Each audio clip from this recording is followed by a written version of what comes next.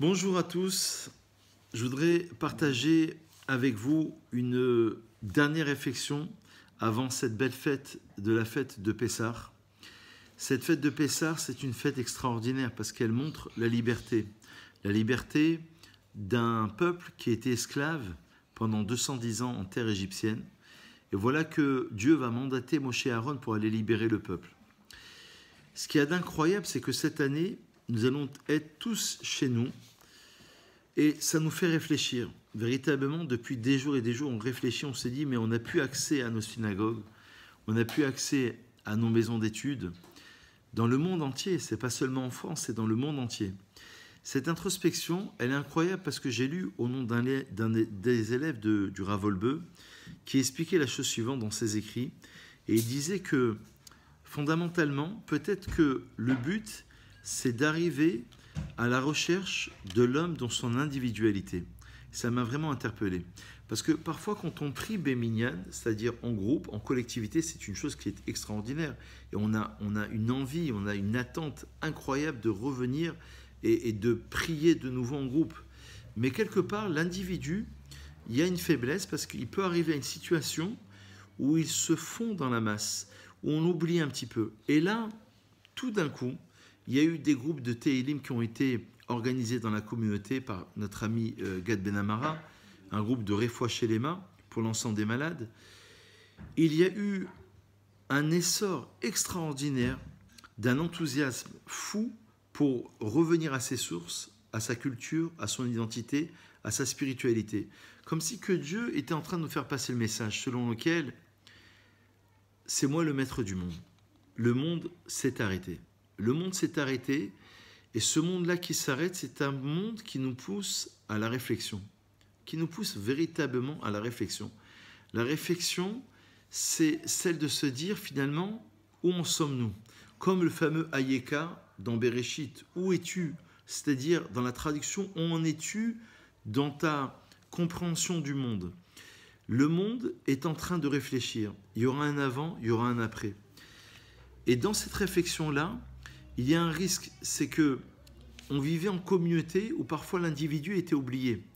Et là, tout d'un coup, l'individu reprend le dessus en se disant « Mais attends, je ne sais pas lire ma Haggadah, je ne sais pas comment organiser ma cuisine, comment cachériser et comment faire et organiser la fête de Pessah. » Et voilà que l'individu va se réveiller et c'est comme si que Dieu s'adressait à chacun d'entre nous. Et c'est vrai qu'on a vu ces dernières semaines et ces derniers jours en particulier un retour extraordinaire vers la spiritualité, parce qu'on est en quête de sens, parce qu'on se pose des questions, et c'est tout à fait normal, c'est tout à fait humain. Et un retour, ce retour s'appelle la Teshuvah. La Teshuvah, c'est véritablement un retour qui est sincère, qui vient des tripes, véritablement, qui vient de l'essence même des individus, qui arrivent à se poser des questions, qui arrivent à se dire, mais finalement, il y a un appel. Vous voyez, le monde s'arrête, mais il y a un sens à cet arrêt. Peut-être que c'est ça le sens de la liberté. La véritable question, c'est de savoir comment pouvons-nous fêter la liberté alors qu'on est tous confinés. Et une des réponses, à mon sens, que l'on pourrait apporter, c'est de se dire que la liberté de cette année, c'est une liberté de l'individu, de l'individualité. On a été libéré concernant le peuple, on doit libérer maintenant l'individualité. Ça veut dire l'essence même du juif. Peut-être que le Mashiach, le Messie, tarde à venir justement parce qu'il attend que toutes ces âmes-là puissent revenir vers leur origine. C'est ça la liberté. Et dans le texte de la Gemara, on dit Ben Chorin, En lecha Ben Chorim, et là Mishéosek Batora. Il n'y a pas d'homme plus libre, dit le Talmud, que celui qui s'adonne à la Torah. S'adonner à la Torah, dit le Maharal de Prague, c'est de rentrer dans une dimension où je me libère du monde de la matière. Ça veut dire que j'ai tendance à penser l'inverse. Il y a des interdictions dans la Torah. Il y a des choses que je ne peux pas faire. Et pourtant, la Torah te dit non. Tu rentres dans le texte de la Torah, ça veut dire que, d'après le Maharal, tu rentres dans l'essence même de ta dimension, de ce que tu es, tu te libères du monde de la matière. Et très sincèrement, je vais vous faire un aveu, c'est que ces derniers jours, quand je vois que le monde est arrêté, une grande partie du monde est arrêtée, au niveau de l'économie, au niveau du sanitaire, au niveau des commerces, on voit qu'il y a un arrêt pratiquement total du monde. On se dit, mais Dieu nous pousse forcément à une réflexion. C'est cette réflexion qu'il va falloir aller chercher. Et c'est ça la liberté de Pessah. La liberté, ben chorin, chorin, ça vient, le mot de liberté, on n'a pas dit chofesh, on n'a pas dit cherut, pardon, on a dit ben chorin. Chorin, ça vient du mot de chor, un trou.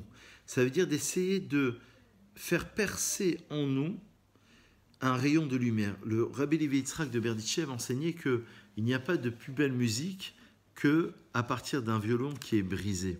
Ça veut dire qu'on a laissé rentrer en nous le parfum de la liberté. C'est ça la liberté cette année. La liberté cette année, c'est de se dire qu'on va tous être rassemblés, mais on aura appris une leçon extraordinaire de savoir que le monde fonctionne parce qu'il y a un Dieu, parce qu'il y a un maître à bord. Et Dieu nous amène à cette réflexion de considérer qu'il y a un maître à bord, que ce maître à bord, c'est Akadosh Baruch Hu, et que c'est lui qui dirige justement le monde. C'est ce qu'on appelle l'historiosophie, que l'histoire a un sens, c'est la philosophie de l'histoire.